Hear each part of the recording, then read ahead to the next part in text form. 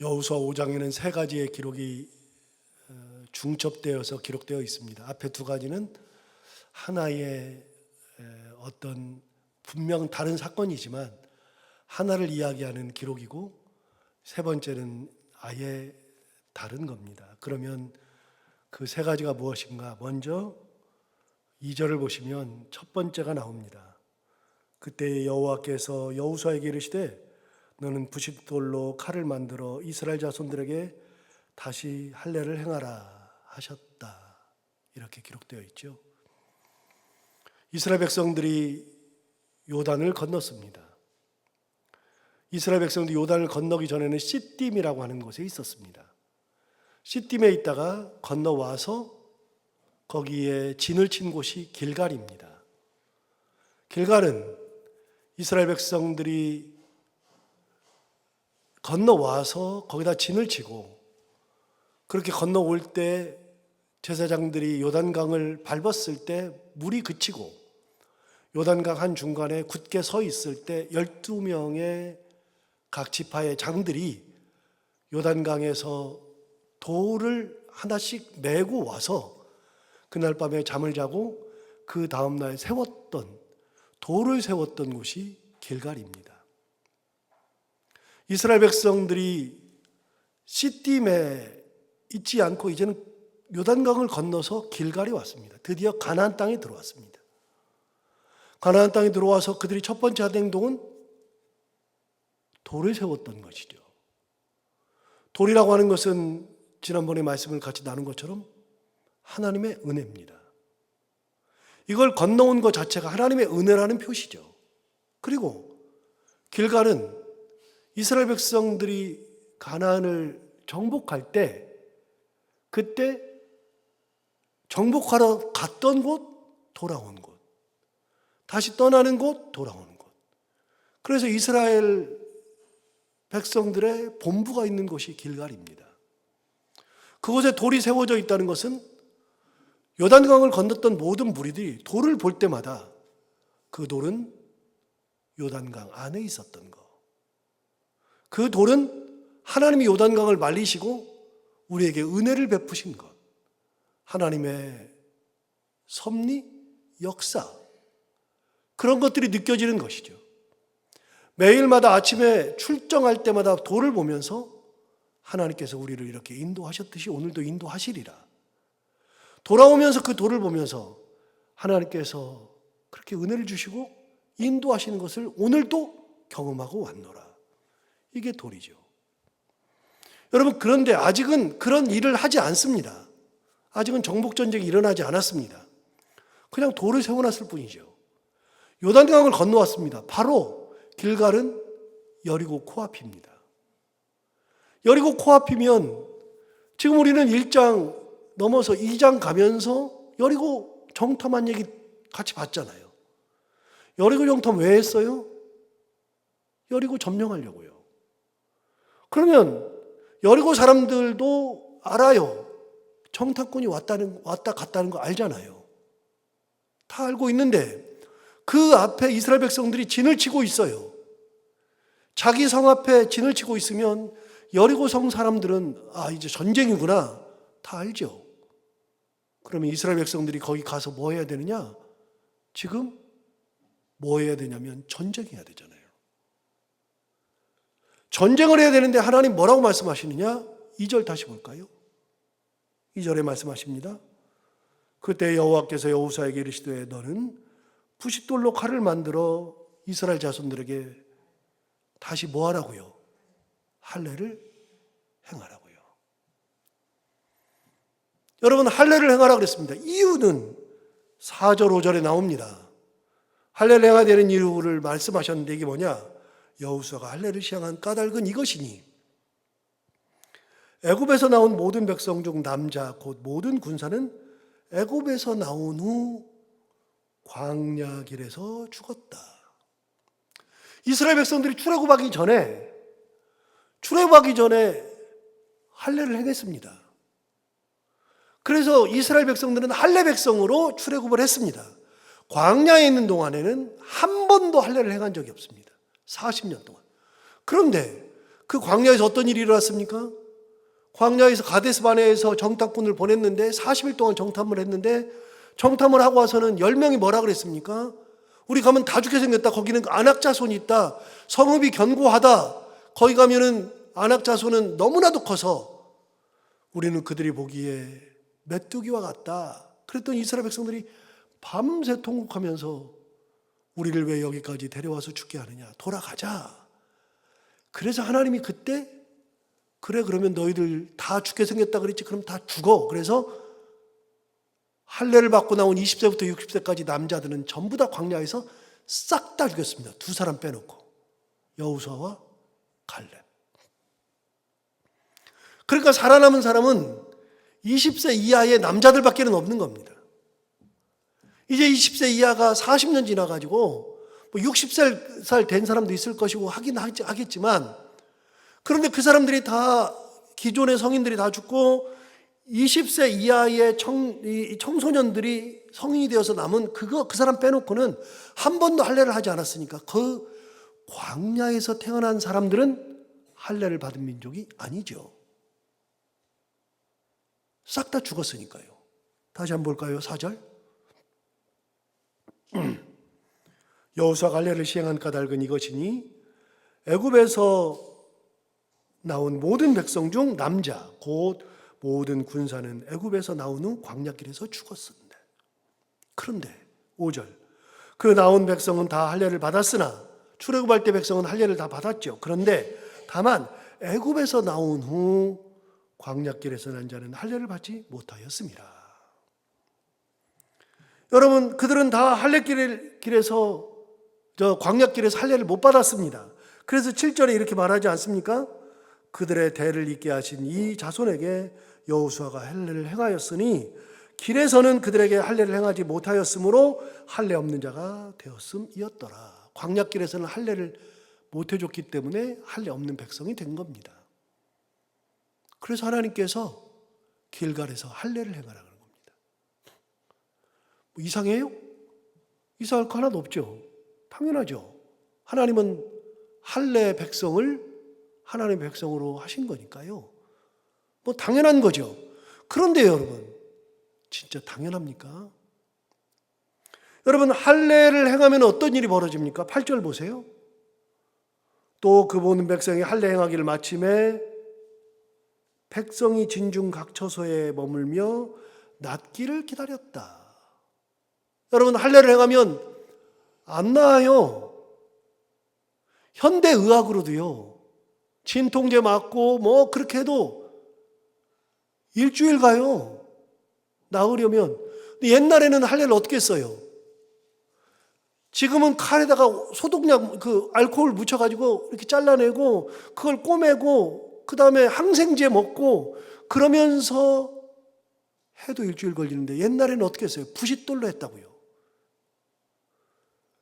부싯돌로 했다고 성경에 나오잖아요. 그걸 부싯돌로 하면 돌 깎아가지고 돌 깨가지고 날카롭게 해가지고서 할례를 행한 겁니다. 얼마나 위생적으로 더러워요. 그러니까 부작용이 엄청나죠. 진통제가 있습니까? 항생제가 있습니까? 그러니까 일주일 만에 낫지 않고요. 그게 오래 갑니다. 이스라엘 백성들이 지금 어디 있냐면 여리고 바로 앞에 있어요. 그런 생각 안 들어요? 하나님께서 할례를 행하시려면 요단강 건너기 전에 시딤에 있을 때 강 건너기 전에 할례 하라 그러면 되잖아요. 강 건너기 전에 하면 얼마나 좋아요. 다 낫고 그러고 나서 오면 되잖아요. 그런데 하나님께서 시딤에서 안 하고 여리고 코앞인 길갈에서 할례를 행하라 그랬습니다. 이스라엘 백성들 전쟁할 수 있어요? 없어요? 없습니다. 그걸 알고 여리고성 사람들이 내려오면 다 끝났습니다. 안 이상해요? 저는 성경 보면 진짜 이상한데요. 하나님이 어떤 분입니까? 하나님께서 그렇게 위험한 곳에서 할례를 행하라 그러세요. 무슨 말 하고 싶은 겁니까? 너 위험해? 못하겠어? 여러분, 우리가 위험하다고 생각하고 못하겠다고 생각하는 것은 우리 생각이고요. 하나님은 위험하지 않아요. 하나님은 가장 위험한 곳에서 할례를 행하셔요. 무슨 말을 하고 싶어요? 이 전쟁은 네가 하는 거 아니야. 이렇게 해도 아무 일 안 생겨. 여러분 무슨 일이 생겼습니까? 아무 일 안 생겼습니다. 여리고 사람들이 알았을 겁니다. 그 많은 사람들이 60만 명, 장정만 60만 명이었으니까요. 60만 명이 할례를 행한다 그러면 그거 다 알았을 겁니다. 피비린내가 진동했을 겁니다. 다 아는데 여리고 성 사람들이 아무 행동을 하지 못합니다. 이유는요, 하나님께서 막고 계시거든요. 지키고 계시거든요. 저는 옛날부터 성경을 볼 때마다 이게 진짜 이상했습니다. 아니 시딤에서 하면 되지. 위험한 거 없는 시딤에서 하면 되지. 왜 길갈에서 하실까? 하나님은 이 전쟁은 네 거 아니라고 말씀하시는 겁니다. 네가 위험하다고 생각해? 그건 네 생각이지. 하나도 안 위험해. 아무 일 안 생겨. 하나님은 길갈에서 그 모든 것을 보여주신 거죠. 이게 여리고 전쟁 바로 앞에서 일어난 겁니다. 정탐했으면 바로 해야 될 텐데 그거 아닙니다. 자, 두 번째. 거기서 무슨 일이 있었는가? 10절 보시면 또 이스라엘 자손들이 길갈에 진쳤고 그달 14일 저녁에는 여리고 평지에서 유월절을 지켰으며, 여러분 유월절 지켰답니다. 그러면 도강한 때가 언제냐? 강을 건널 때가 언제냐? 몇 월 며칠이냐? 강을 건널 때가 나옵니다. 4장 19절 볼까요? 4장 19절에 이미 봤습니다. 4장 19절에 의하면 첫째 달 10일에 백성이 요단에서 올라와 여리고 동쪽 경계 길갈에 진쳤다. 여러분 몇 월 며칠에 올라왔습니까? 첫째 달 10일 날 올라온 겁니다. 첫째 달 10일. 이미 우리 출애굽할 때 배웠습니다. 출애굽기 12장에서 배웠습니다. 여러분 유월절을 할 때 하나님께서 유월절 절기할 때 달력 줬다 그랬잖아요. 이 달, 유월절이 있는 이 달을 첫째 달로 해라. 하나님 말씀하셨잖아요. 이거를 첫째 달로 해라. 이집트력은 7월 달입니다. 그런데 하나님께서 1월로 하래요. 왜요? 이게 너희들의 기원이니까. 1월로 하라고 그랬어요. 6월절이 있는 날은 1월로 하라고 했어요. 거의 12장에 나오니까, 출애굽기 12장에 다 했으니까 넘어가고요. 자, 1월 달로 하라, 첫째 달로 하라 그랬습니다. 첫째 달. 그 다음 뭐라 그러냐, 10일에 열흘이 되어서는 뭐 하라 그랬어요? 양이나 염소를 준비하라 그랬습니다. 제 얘기가 아니고요. 출애굽기 12장 얘기 제가 지금 반복하는 겁니다. 1월 10일이 되면, 첫째 달 10일이 되면 양이나 소를, 염소를, 이런 거를 다 준비를 하라 그랬습니다. 준비를 해서 4일 동안 놔두라 그랬습니다. 그리고 14일, 첫째 달 14일이 되었을 때 그날이 유월절 날입니다. 14일에 양을 잡고, 양을 잡았을 때 피를 받아서 문의 좌우의 설주와 인방에다가 발라라.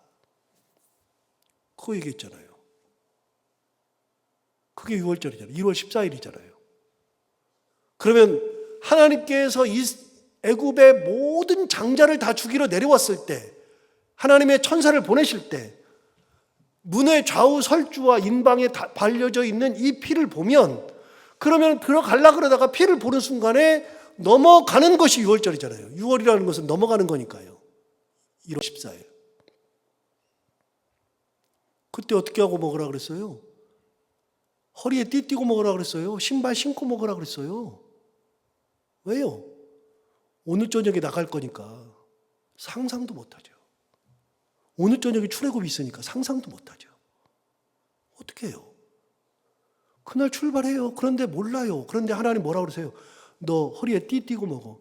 여러분 저녁 밥 먹는데, 저녁에 양 잡아서 양 고기 먹는데 누가 저녁에 의관을 다 정제하고 혁대를 딱 하고서 뭐 신발 신고 먹으래요. 여러분 신발을 왜 신고 있어요? 의미 없죠. 그 다음에 뭐 하라 그랬어요? 급히 먹으라 그랬어요. 급히 먹으라고. 아니 저녁에는 느긋하게, 여러분 이스라엘 사람들의 식사 시간이 몇 시간인지 압니까? 2시간입니다. 그 사람들의 식사를 우리처럼, 우리는 그냥 갖다 주면 5분 내에 후루룩 하고 끝내버리잖아요. 10분 내에 끝내고. 이스라엘 사람들 2시간 먹습니다. 그런데 급히 먹으래요. 왜요? 그날 출애굽하니까요. 몰랐어요. 왜 그럴까? 그런데 하나님께서 그날 저녁에 출애굽 시키잖아요. 그리고 15일부터 21일까지 붙어서, 6월절에 붙어서 무교절이 시작되잖아요. 무교병 먹으라고요. 딱딱한 빵, 누룩 넣지 않은 딱딱한 빵. 발교되지 못한 반죽을 그래서 가져가잖아요. 발교되지 못한다는 건 효모가, 누룩이 없다 그 말이잖아요. 효모가 없다.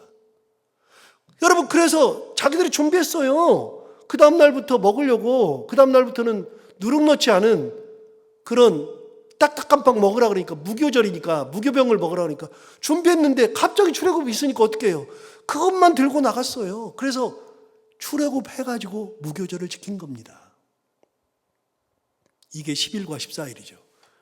10일에 짐승을 준비했다가 14일에 6월절이 시작하죠. 그런데 여러분 4장 19절 보세요. 다시요. 4장 19절. 첫째 달 10일에 백성이 요단에서 올라와 여리고 동쪽 경계 길갈에 진쳤다. 6월절을 준비하는 10일에 가나안 땅에 딱 들어온 겁니다. 그리고 오늘 본문으로 가볼까요? 5장 10절. 또 이스라엘 자손들이 길갈에 진쳤고 그 다음 그 달 14일 저녁에 여리고 평지에서 6월절을 지켰으며, 6월절이 몇 월 며칠이라고 그랬어요? 첫째 달 14일 나오잖아요. 그날 6월절을 지켰어요. 할례 행했습니다. 할례 해가지고 움직이지도 잘 못합니다. 그런데 4일 있다가 6월절까지 지킨 겁니다. 도대체 이거는 뭡니까? 탓이요? 안 이상합니까? 저 같으면요, 제가 하나님이라 그러면 할례 다 행하고, 미리 다 행하고, 시딤에서 할례 다 행하고, 그 다음 뭐예요? 6월절 지키고 바로 건너가지고 길갈에다 돌 세우고 그 다음 날부터 정복전쟁 해야죠. 그런데 하나님은 건너와가지고 길갈에서 할례도 행하고 4일 지낸 다음에 6월절까지 지키게 하셨습니다. 하나님 이런 분입니다. 11절 볼까요? 6월절 이튿날에 그 땅의 소산물을 먹되 그 날에 무교병과 볶은 곡식을 먹었더라. 여러분, 무교병과 볶은 곡식, 그 다음에 쓴 나물, 이건 언제 먹는 거예요? 무교절에 먹는 겁니다. 15일부터 21일까지. 그 다음 날에 6월절 이튿날이라 그랬잖아요. 무교절이잖아요. 15일. 그 이튿날에 그 땅의 소산물을 먹되 그날 뭘 먹었냐? 그 땅의 소산물을 먹었다. 제가 엊그저께 이야기한 적이 있습니다. 그 땅의 소산물을 먹었다. 12절 보십시오. 그 땅의 소산물을 먹은 다음 날, 16일이죠. 1월 16일 무교절의 이틀째 되는 날, 그 땅의 소산물을 먹은 다음 날 1월 16일에 만나가 그쳤으니 이스라엘 사람들이 다시는 만나를 얻지 못하였고 그 해에 가나안 땅의 소출을 먹었더라. 만나가 그쳤습니다. 하나님이 주시는 양식이 그쳤습니다. 왜요? 먹을 수 있으니까요. 이게 하나님입니다. 하나님은 시딤에서 하지 않고 길갈에서 하세요. 보면서 은혜가, 제가 옛날에 이 성경을 이렇게 공부하면서 묵상하면서 은혜를 엄청 받았어요. 처음에는 이상했거든요. 그런데 나중 보니까 하나님은 이런 분이세요. 가장 위험한 때, 가장 허둥지둥되고 가장 급하게 해야 되는 그때에 하나님은 오히려 할례도 행하시고 6월절도 지키게 하셔요. 무슨 말 하고 싶으셔요? 야, 내가 은혜 주면 되는 거야. 내 뜻대로 하면 되는 거야. 전쟁은 너희들이 하는 것이 아니야. 이게 하나님의 법칙이죠. 가나안 정복 전쟁의 법칙이 무엇인가? 내가 하는 것이 아니라 하나님이 하시는 것이다. 굉장히 중요한 거죠. 마지막 13절부터 15절까지 세 번째, 이건 아예 다른 겁니다. 그리고 첫 번째와 두 번째는 같은 겁니다. 내용은 다르나 같은 겁니다. 세 번째 13절부터 15절 볼까요? 여호수아가 여리고에 가까이 이르렀을 때, 이제 여리고에 가까이 이르렀죠. 눈을 들어본즉 한 사람이 칼을 빼어 손에 들고 마주 서 있는지라. 여리고성에 딱 가까이 갔는데 한 사람이 칼을 빼들고 마주 서 있는 거예요. 여호수아를 딱 마주 보고 있는 거예요. 여호수아가 나아가서 그에게 묻되 너는 우리를 위하느냐 우리의 적들을 위하느냐. 칼을 들고 여호수아를 딱 맞닥뜨려 서 있으니까요. 여호수아랑 싸우는 것 같잖아요. 그러니까 너는 우리를 위하느냐 여리고성을 위하느냐 물어봤죠. 14절 볼까요? 그가 이르되 아니라 나는 여호와의 군대 대장으로 지금 왔느니라 하느니라. 하나님의 군대 장관이 온 겁니다. 누구죠? 미카엘이죠. 미가엘. 하나님의 군대 장관이 온 겁니다. 전쟁하시러 온 겁니다. 하나님께서 군대 장관을 보낸 겁니다. 다시요 14절 볼까요? 그가 이르되 아니라 나는 여호와의 군대 대장으로 지금 왔느니라 하는지라.